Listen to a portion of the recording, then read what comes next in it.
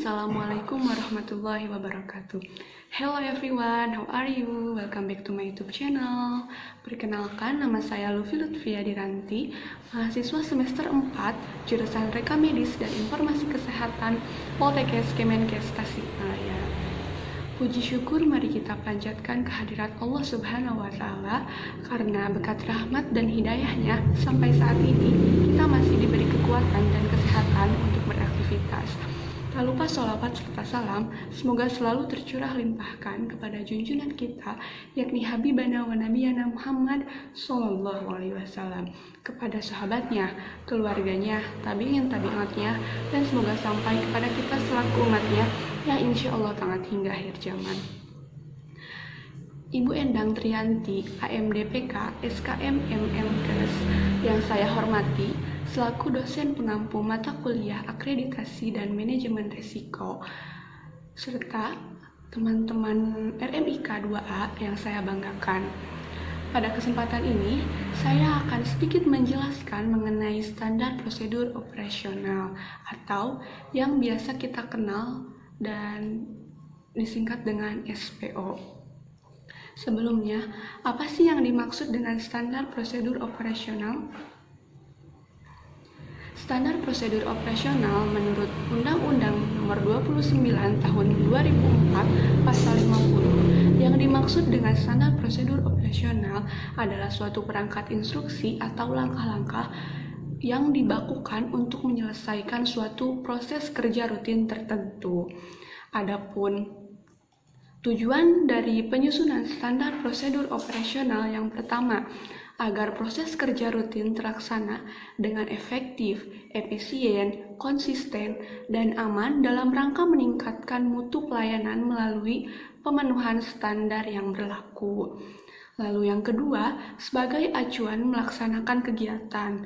Yang ketiga, menjelaskan alur, tugas, wewenang, dan tanggung jawab petugas yang terkait. Dan yang keempat, sebagai dokumen yang digunakan untuk pelatihan atau orientasi pegawai. Nah, selanjutnya di sini ada contoh dari format standar prosedur operasional yang direkomendasikan untuk akreditasi rumah sakit.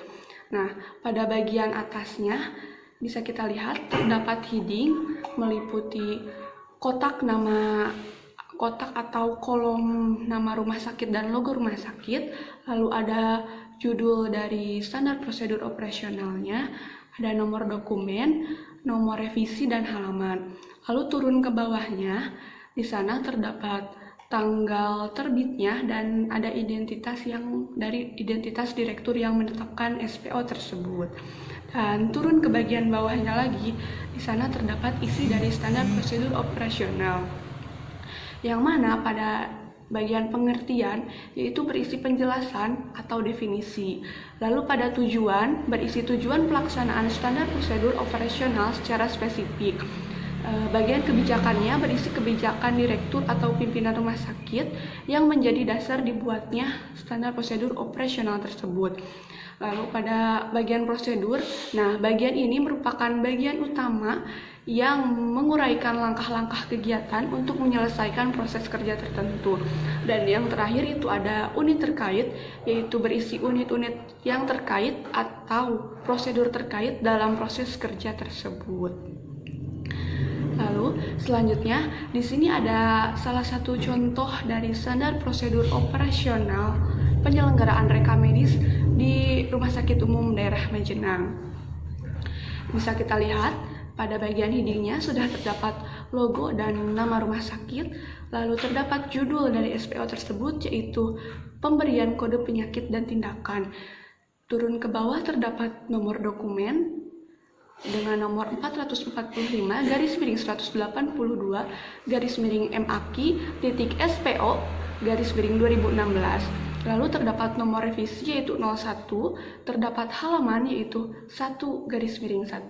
Turun ke bawah lagi terdapat tanggal terbit yaitu tanggal 11 November tahun 2016 dan terdapat identitas serta tanda tangan dari direktur yang menetapkan SPO tersebut.